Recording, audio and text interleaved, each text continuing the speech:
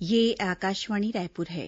प्रादेशिक समाचार बुलेटिन के साथ मैं निशा नैयर।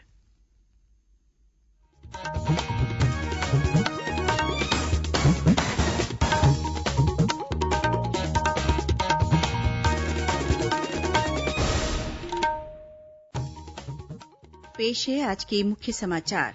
प्रधानमंत्री ने कहा, उन्हें उम्मीद है कि कोविड-19 के बावजूद वर्ष 2024 तक देश को 50 खरब डॉलर वाली अर्थव्यवस्था बनाने का लक्ष्य हासिल कर लिया जाएगा।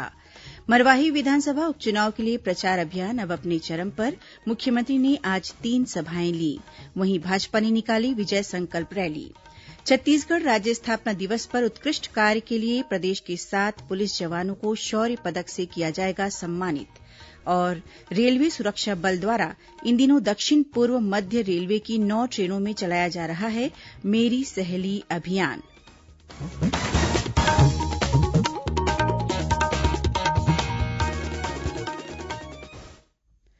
कोरोना महामारी के खिलाफ देश एकजुट होकर लड़ रहा है।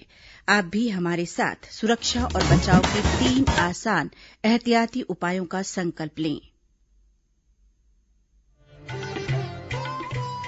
कोविड-19 से बचाव और सुरक्षित रहने के 3 उपाय।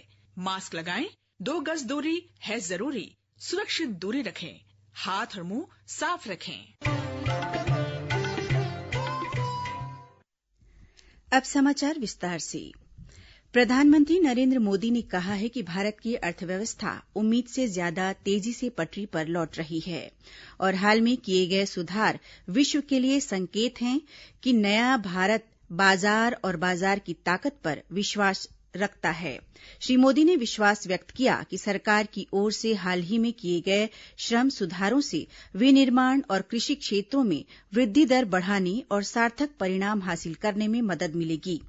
एक अंग्रेजी दैनिक को दिए साक्षात्कार में श्री मोदी ने कहा कि सरकार ने विनिर्माण क्षेत्र में भारत को सबसे बड़ा बाजार बनाने के लिए ठोस बुनियाद रखी है और सुधारों की प्रक्रिया जारी रहेगी।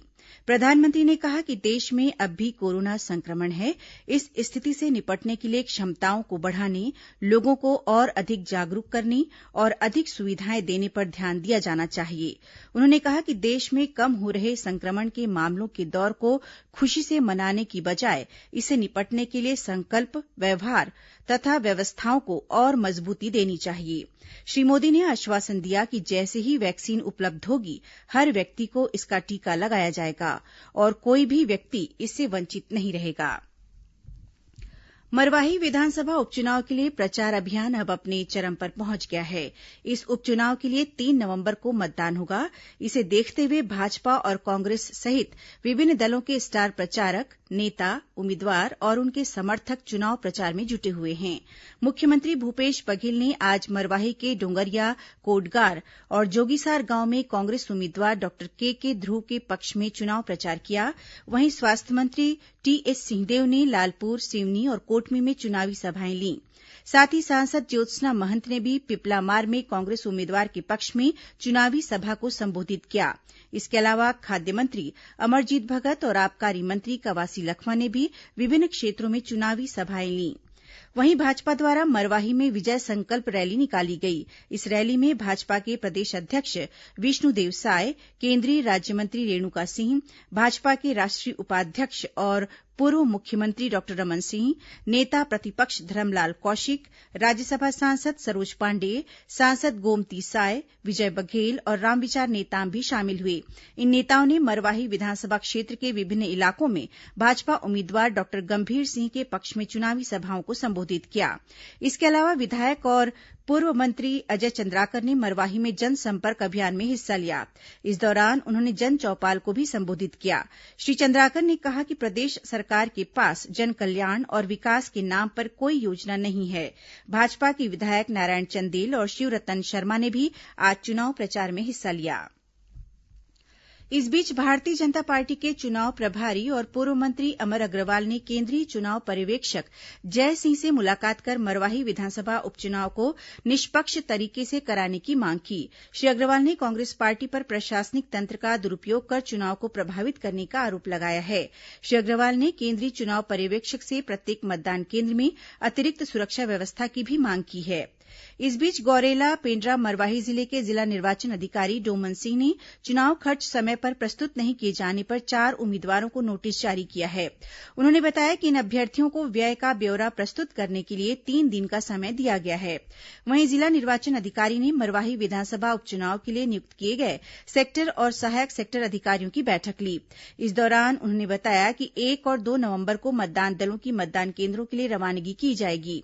उन्होंने बताया कि प्रत्येक 2 घंटे में मतदान प्रतिशत की जानकारी एकत्रित करने के लिए विशेष रूप से कर्मचारियों को नियुक्त किया जा रहा है। बैठक में उन्होंने सभी सेक्टर अधिकारियों को मतदान केंद्रों का भ्रमण करके बिजली, पानी और शौचालय की व्यवस्था के साथ मतदान पर्ची वितरण की व्यवस्था सुनिश्चित करने के निर्देश दिए। मरवाही विधानसभा क्षेत्र के लिए होने वाले उपचुनाव के मद्देनजर 3 नवंबर को मतदान दिवस पर चुनाव क्षेत्र में सार्वजनिक और सामान्य अवकाश घोषित किया गया है। इस बीच केंद्रीय निर्वाचन आयोग ने मतदान के लिए मतदाता फोटो पहचान पत्र सहित 12 दस्तावेजों को मान्यता दी है।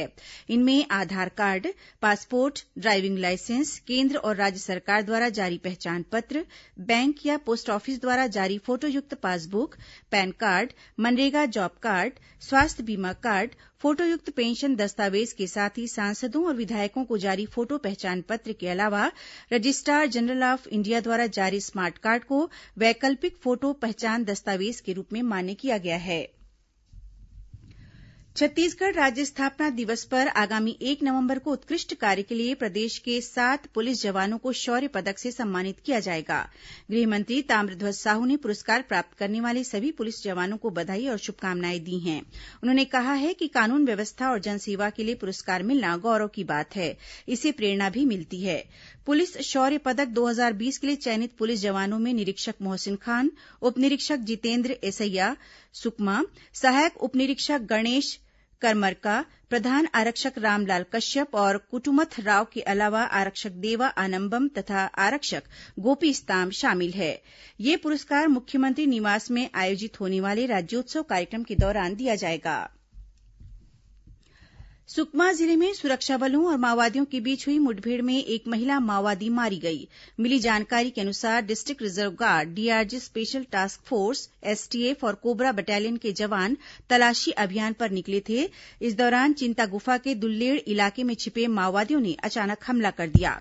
दोनों ओर से हुई गोलीबारी में एक महिला माओवादी मारी गई। पुलिस ने घटनास्थल से महिला माओवादी का शव सहित एक 303 राइफल और अन्य माओवादी सामग्री बरामद की है। प्रादेशिक समाचार आप आकाशवाणी रायपुर से सुन रहे हैं। छत्तीसगढ़ की खबरों से है आपका वास्ता और खबरों की विश्वसनीयता से है हमारा वास्ता। आकाशवाणी समाचार रायपुर के प्रादेशिक समाचार बुलेटिन के साथ ही हमारे समसामयिक कार्यक्रम आप रेडियो के अलावा अपने मोबाइल पर भी सुन सकते हैं। आकाशवाणी समाचार फेसबुक, ट्विटर और यूट्यूब पर भी उपलब्ध है। हमारा Facebook page Chhattisgarh news on AIR, Twitter handle CGAIR news और हमारा यूट्यूब चैनल है छत्तीसगढ़ AIR न्यूज। तो अब रेडियो के साथ ही आपके मोबाइल के जरिए भी हम पहुंच रहे हैं आप तक। छत्तीसगढ़ की हर खबर के लिए सुनते रहिए आकाशवाणी समाचार। और अब आगे बढ़ते हैं बाकी के समाचारों की ओर। रेलवे सुरक्षा बल द्वारा इन दिनों दक्षिण पूर्व मध्य रेलवे की चुनिंदा 9 ट्रेनों में मेरी सहेली अभियान चलाया जा रहा है। इसके तहत यात्री ट्रेनों में अकेली यात्रा करने वाली महिला की सुरक्षा का विशेष ध्यान रखा जा रहा है। यात्रा के दौरान महिला RPF कर्मी के द्वारा व्यक्तिगत रूप से महिला यात्रियों से मिलकर उनकी समस्याओं का निदान किया जा रहा है। साथ ही उन्हें जागरूक कर उनकी सहायता की जा रही है। इसी तरह महिला यात्रियों के लिए सुरक्षा के लिए जारी हेल्पलाइन नंबर 182 के अलावा बिलासपुर के सुरक्षा नियंत्रण कक्ष के मोबाइल नंबर भी 24 घंटे उपलब्ध कराए गए हैं। वर्तमान में दक्षिण पूर्व मध्य रेलवे की लिंक, राजधानी, अमरकंटक, सारनाथ, जनशताब्दी एक्सप्रेस के अलावा हावड़ा मुंबई मेल, हावड़ा अहमदाबाद एक्सप्रेस और मुंबई हावड़ा मेल में मेरी सहेली अभियान चलाया जा रहा है। रेल यात्रा के दौरान यात्रियों को किसी प्रकार की शिकायत होने पर वे चलती ट्रेनों में FIR दर्ज करा सकते हैं। इसके लिए रेलवे बोर्ड ने मेल और एक्सप्रेस ट्रेनों के स्लीपर श्रेणी के कोच S1 में बर्थ संख्या 63 तथा शताब्दी एक्सप्रेस के चेयरकार की कोच संख्या C4 में सीट नंबर 1, वहीं राजधानी एक्सप्रेस की पेंट्री कार में बर्थ संख्या निश्चित की है। इस बीच यात्रियों की सुविधा के लिए आगामी 6 नवंबर को दुर्ग रक्सौल और 7 नवंबर को दुर्ग पटना के बीच स्पेशल ट्रेन चलाई जाएगी। ये दोनों ट्रेनें 23 कोचों के साथ केवल एक फेरे के लिए चलाई जाएंगी। इधर दक्षिण पूर्व मध्य रेलवे ने नैला चांपा स्टेशनों के बीच स्थित जांजगीर फाटक को आवश्यक मरम्मत कार्य के लिए कल 30 अक्टूबर की रात 8 बजे से 31 अक्टूबर की रात 8 बजे तक बंद रखने का निर्णय लिया है। प्रदेश में बीते कुछ दिनों के दौरान कोरोना संक्रमण के मामलों में कमी आई है। वहीं रिकवरी दर भी बढ़कर लगभग 87% हो गई है। लेकिन डॉक्टरों ने इस स्थिति में लोगों से निश्चिंत न होकर कोरोना संक्रमण से बचने के लिए आवश्यक सावधानियों को जारी रखने की अपील की है। राजधानी रायपुर स्थित भीमराव अंबेडकर अस्पताल के चिकित्सक डॉक्टर ओपी सुंदरानी ने ठंड के मौसम में लोगों को विशेष सावधानी बरतने की सलाह दी है। उन्होंने कहा है कि ठंड और प्रदूषण के माहौल में सांस की शिकायत वाले मरीजों को दिक्कत होती है। ऐसे लोगों की स्थिति कोरोना संक्रमण होने पर चिंताजनक हो सकती है। डॉक्टर सुंदरानी ने सभी लोगों से भीड़भाड़ वाले स्थानों में जाने से बचने, मास्क लगाने, 2 गज की दूरी का पालन करने और हाथों को साबुन से लगातार धोने की सलाह दी है। उन्होंने युवाओं से लापरवाही न बरतने और अपने घर के बुजुर्गों का ध्यान रखने की अपील की है। इस बीच सीमा सुरक्षा बल बीएसएफ के महानिरीक्षक जेएसएनडी प्रसाद ने भी लोगों से कोरोना से बचाव के लिए आवश्यक सावधानी बरतने की अपील की है। इस बीमारी के बारे में गवर्नमेंट की तरफ से तो सबको बता रहे हैं, बट लोगों में आजकल थोड़ा सा उसमें कमी महसूस कर रहे हैं कि लोग मास्क पहनने के लिए थोड़ा दिखाई देता है। कभी कभी बिना मास्क का लोग घूम रहे हैं बाहर। इससे मैं सभी को अपील करता हूं कि भाई मास्क पहने और सोशल डिस्टेंस मेंटेन करें। गुजरात के पूर्व मुख्यमंत्री केशुभाई पटेल का आज सुबह निधन हो गया। वे 92 वर्ष के थे। पिछले कुछ दिनों से उनका स्वास्थ्य खराब था। राज्यपाल अनुसुईया उइके और मुख्यमंत्री भूपेश बघेल ने केशुभाई पटेल के निधन पर गहरा दुख व्यक्त किया है। इस बीच गोंडवाना गणतंत्र पार्टी के राष्ट्रीय अध्यक्ष और प्रदेश के वरिष्ठ आदिवासी नेता हीरा सिंह मरकाम का भी कल निधन हो गया। राज्यपाल अनुसुईया उइके और मुख्यमंत्री भूपेश बघेल ने उनके निधन पर दुख व्यक्त करते हुए शोक संतप्त परिवारजनों के प्रति संवेदना प्रकट की है। राज्यपाल ने कहा है कि श्री मरकाम ने जनजातीय समाज में जागरूकता फैलाने में अपना महत्वपूर्ण योगदान दिया। उनके निधन से समाज को अपूरणीय क्षति पहुंची है।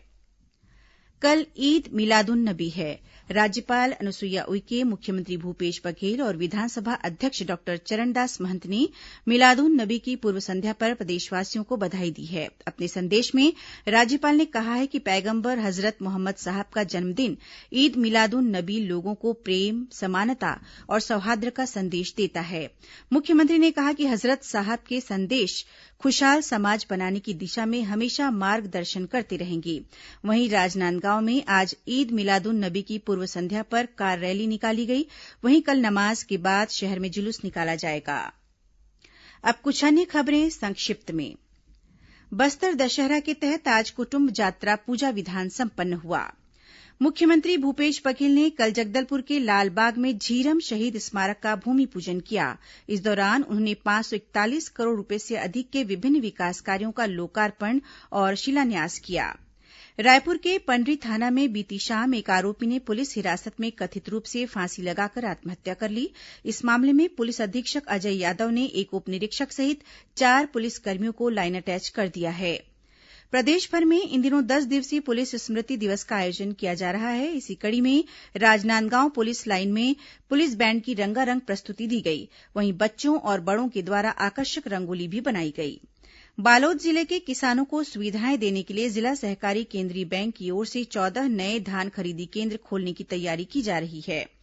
राजनांदगांव की छुईखदान थाना की पुलिस ने पुलिस की वर्दी पहनकर ठगी करने वाले एक आरोपी को गिरफ्तार किया है। बताया जाता है कि यह आरोपी हत्या और दुष्कर्म के मामले में पैरोल पर रिहा हुआ था। जांजगीर चांपा जिले में एक युवक को पुलिस ने करीब 1 लाख रूपये के नकली नोटों के साथ गिरफ्तार किया है।